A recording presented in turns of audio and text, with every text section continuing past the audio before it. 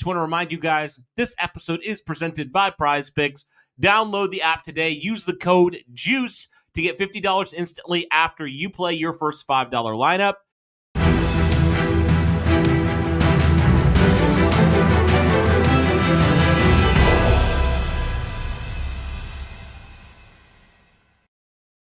All right, we are back. What is going on, Colts Nation? And welcome back to another episode of Bring the Juice. Yes, guys, I am still alive, believe it or not. What's up, everybody? How's everybody doing? For those of you who are curious, I was away for the week, enjoying the sunshine and the warmth while y'all apparently got hit by tornadoes and bad storms and stuff. So I was able to avoid it, but definitely glad to be back, and obviously back in the saddle here with Derek. Derek, how you been, man? Long time no see. I know, right? Feels good to finally have you back on the podcast, man. It does. It does. Yeah, I definitely had that itch still. I missed it. I was like, man, it's weird to go for a week and not get behind a mic and talk about the Colts, talk about the NFL or anything. So it's definitely nice to get back into it. Yeah, absolutely, man. Let's get into it. Sweet. Okay, so I wanted to kind of talk about this because Derek, we've obviously been talking about these positions, I guess, this part of this Colts offense, because we saw what happened to this Colts offensive line this offseason. You obviously you restructured, I should say, Braden Smith's contract. So he's under contract for 2025. But beyond that, Braden Smith has a question mark on it. Will he be the long-term piece in the next couple years beyond 2025 at right tackle? The Indianapolis Colts obviously lost two other starters from last year to free agency, both, ironically enough, to the same team, the Minnesota Vikings, and Will Fries and Ryan Kelly. So, Derek, I think that leads a lot of people to this question mark, and the one we want to talk about today.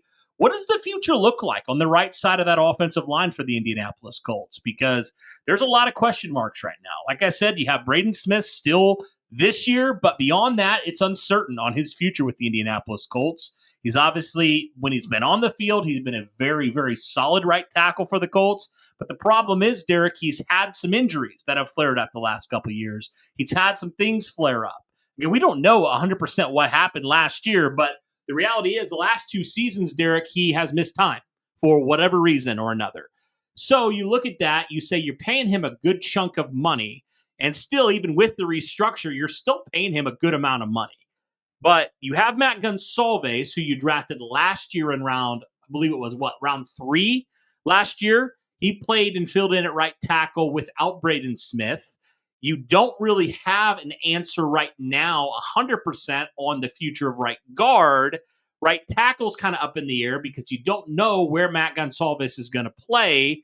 I know there's been some reports that have come out, I think actually even just on Tuesday, about the potential of the Indianapolis Colts taking an offensive tackle in round 1 of the NFL draft. And I guess there's just so many ways he could go from this, Derek. But I guess you kind of start really at the guys who are on the roster right now for the Indianapolis Colts.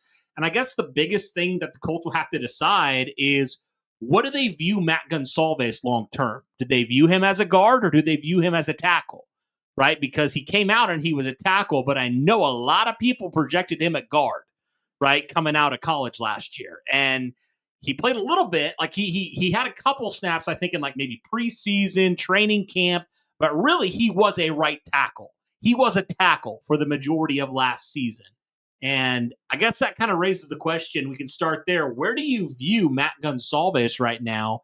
And what do you think the Colts view him as right now? Because obviously, Derek, you look at this position, you look at the right guard and right tackle position. I mean, two big differences, right? Right tackles are held in a lot higher regard, right, in a lot of ways. I personally think they're a lot more difficult to acquire. It's much more difficult to find a quality tackle than it is a quality guard. So I guess, in your mind, what do you think about Matt Gonsalves right now, and maybe where you see his fit long-term with this team? Well, I know that Chris Ballard has mentioned the idea several times of, guys switching positions. And honestly, Cody, it's very rare that you have situations where guys get switched at different positions on the offensive line. It doesn't happen as frequently as people think it can happen. And, for as much as Chris Ballard talks about it, they were talking about Quentin Nelson moving from guard to tackle when he first got into the league. And that never happened. He's just like, nah, we're keeping him there because, that's just his position and yada, yada.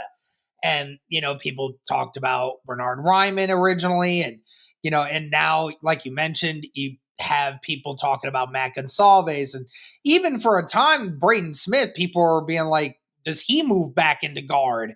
Because, that's what he was when, he first got drafted. And then obviously the Indianapolis Colts did move him to tackle, was a right guard for the majority of his collegiate career.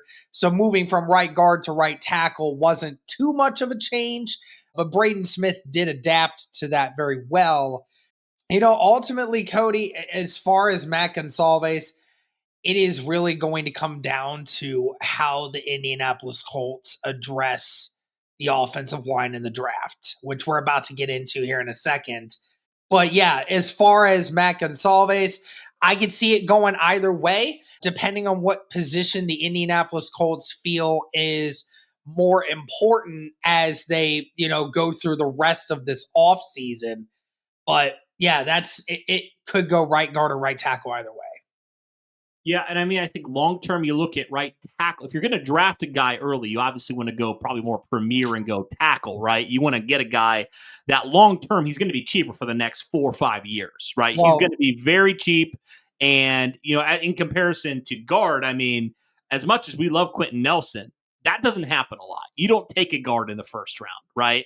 But right tackle, I think a lot of people have viewed just both those tackle positions as just more of those premier on the offensive line, right? It's like the center and the tackles and then the guards. And I'm not saying like I 100% believe this, but like, you kind of view guards as like kind of interchangeable, right? You can get a guard, find a quality guard anywhere. You can find, Chris Reed's on the market. You can find Mark Glowinski's, off the waiver wire. Like you can find those guys a lot easier than lucking into a right tackle of the future, right? So I guess that's kind of the biggest thing is like if the Colts did go, especially round 1, like some people are suggesting, that would probably be, I would say, probably a tackle, right? Because you've already drafted a guard that high. And viewing right tackle, I think that would be a position that you would probably like long term if you had a guy on the cheap for the next number of years, at least in comparison to if he blossoms into that guy, right? He's going to be expensive. I mean, there's no doubt. So I think that's kind of the biggest thing that I have there when it comes to that is, what position do you take? Obviously, tackle's more premium, but especially if you go round 1, what are your thoughts on that? I agree with you that people would oftentimes think of tackle as more of the premium position. I mean, I'll say it. I mean, guards are getting paid almost the same as tackles now. I mean, ultimately, the big question is if you're good enough to play and you're really good at what you do, you're going to get paid big bucks. It really doesn't matter whether or not you're a center, a guard, or a tackle. Sure, tackles, especially left tackles, get paid a little bit more than your typical average guard because, yeah, it's more deemed a premium position because it's protecting more of the quarterback's blind side. But, as far as how this draft goes, Cody, I mean, I'll be honest with you. I don't think that you're going to only look to invest in a tackle early in the draft. I could very much make the argument that the Indianapolis Colts could very well indeed take a right guard early in this draft. The one name that always comes up in my mind is Armand Membu.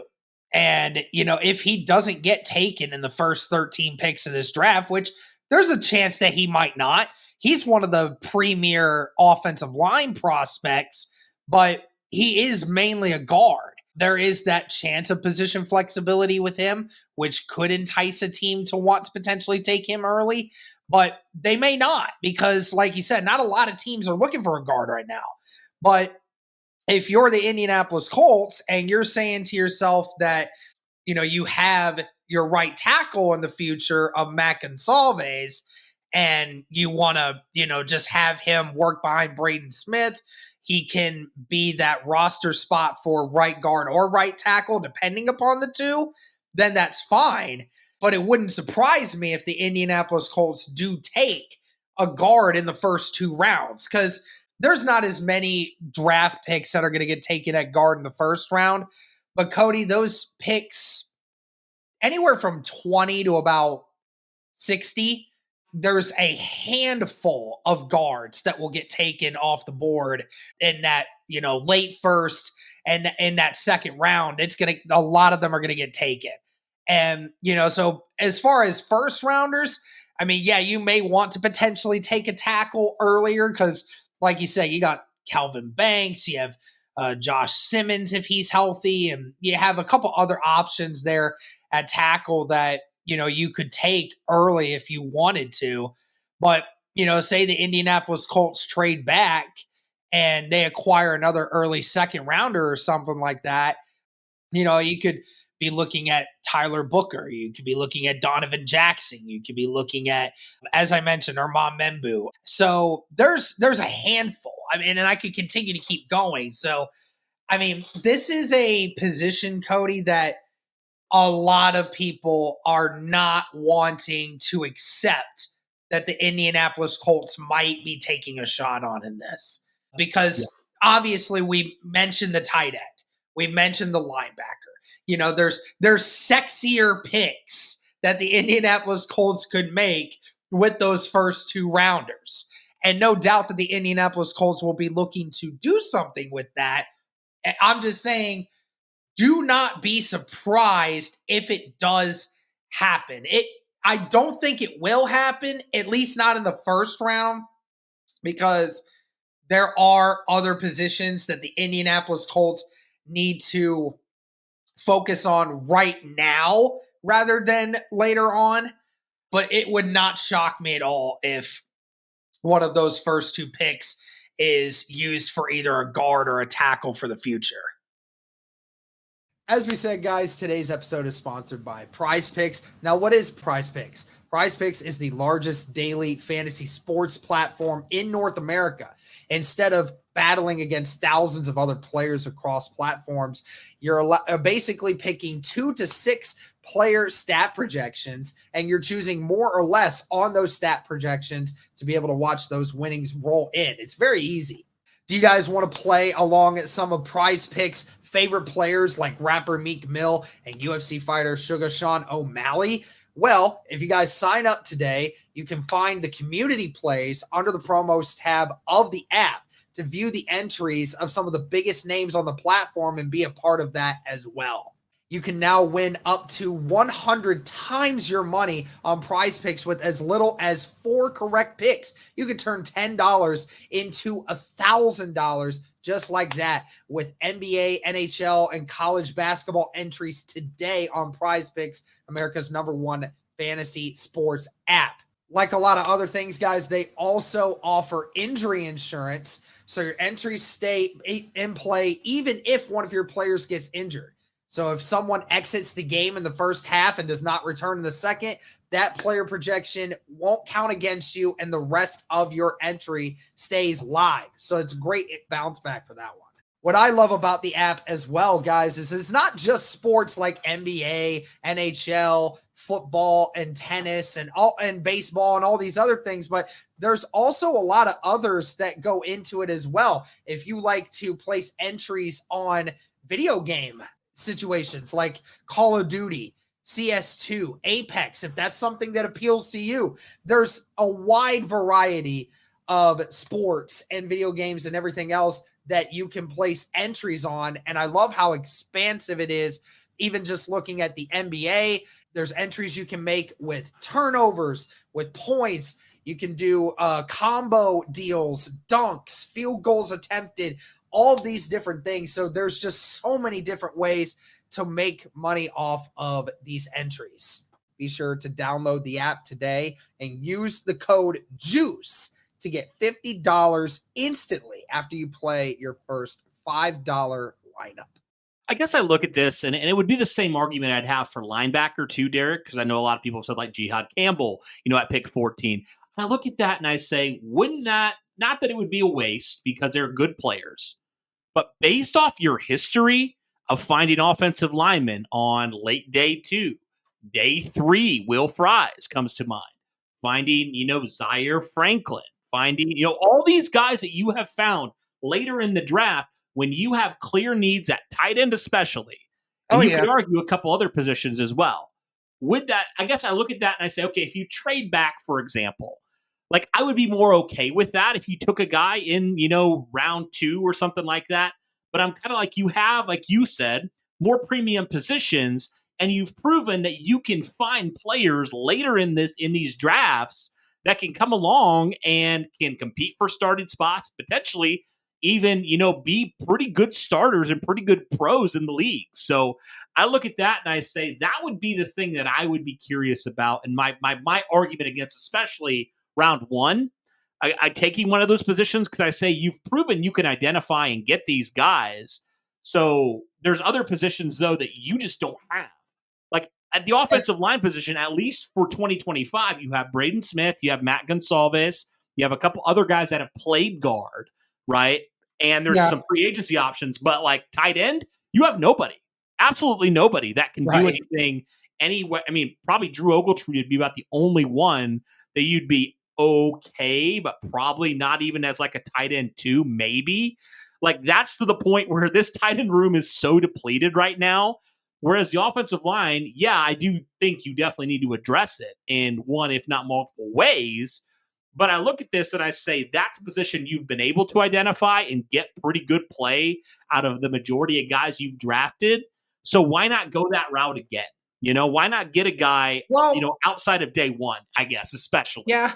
I mean, it is definitely, it's okay to look at Chris Ballard's, tenure and say, one of the only positions that he has proven, there's 2 positions that he has proven time and time again that when he takes guys at this position late, they have turned out to be, studs in this league later on in their careers. And that's been offensive line and linebacker as well. But, I would also write the ladder and say that, Chris Ballard, when he's taken those positions early, it's also worked out for him pretty well. I mean, Cody, God forbid Shaq Leonard never had that injury. I mean, Leonard was on his way to having Hall of Fame numbers. I mean, that was incredible, the draft pick that he was. And, but even he wasn't he was a second round pick, though. You know what I'm saying? Like outside of the generational player in Quentin Nelson, every single guy he's picked has been outside the first round, right? And only one, or I guess 2 if you count Braden Smith, of those guys, you've had 2 other guys outside of the first round who have become really good players in their own right? Or really elite players in their time. So I guess that would be kind of the thing is like, I would not hate it on day 2. I wouldn't hate it on day 2. No, I totally agree. I see the massive drop off in the offensive line as you get further down. And, once you get past that second round, the amount of talent that is still left after that point will likely be very, very thinned out, depending upon how the draft board falls, Sure. And I mean, and to your point too, I mean, they were talking about Matt Gonsalves, right? And they said how, if Matt Gonsalves never got injured, they were saying this guy would have been a top 3 tackle on the board if they would have been able. They thought they would have never been able to get him if he wouldn't have been injured. So, you're right. It falls that way a lot of times, and also the Indianapolis Colts, they're willing to overlook injuries on the offensive linemen, and they typically tend to work out from that perspective. So again, like you said, I definitely could see it going either way. No doubt that the Indianapolis Colts still need to address it. I have no doubt that Matt Gonsalves is going to be the future at either right guard or right tackle. But the problem is like, which one is it going to be? And I mean, after this next year, you likely are not re-signing Braden Smith. Even if you are, it's going to be for a dirt cheap deal, and it's not going to be a long-term thing because he's shown he's been incapable of staying on the field for very long. So, like the Colts have to do something. It's just a matter of how early does that actually entail. Yeah, no, I think it's absolutely a need. It'll just be interesting to see what they do. And I mean, just knowing Chris Ballard and his love for the trenches, man, I don't think anything's off the board. I think you're absolutely right. I mean, if I'm having a preference, I'd say don't go first round, but it's Chris Ballard. I don't know what he's going to do. He often does things we don't expect or don't really necessarily agree with all the time. But, sometimes it works out, sometimes it doesn't. So we'll have to see on that. But it'll be interesting to see, though, man, next year especially, based off of this draft, what does the offensive line look like, especially on that right side in a year from now, right? What's it going to look like? Because, I mean, realistically, this year, Derek, you're going to have at least 2 new starters on your offensive line. So what does it look like? And are those 2 guys, whether it's, Tanner Bortolini at center and, if it is Matt Gonsalves, if it is a draft pick at right guard, what's it going to look like moving forward? I'm so curious to see that. And like you said, the draft's going to determine a lot about the future of this group. And I'm really, really anticipating where the Colts go to address this position, or these positions, I should say, as well. So, yeah, guys, let us know your thoughts here on the future of this Colts offensive line on that right side. Curious your guys' thoughts. Let us know all those things in the comments down below. But, guys, that'll do it for this one. Thank you so much for tuning in. We greatly appreciate it. And as always, guys, go Colts.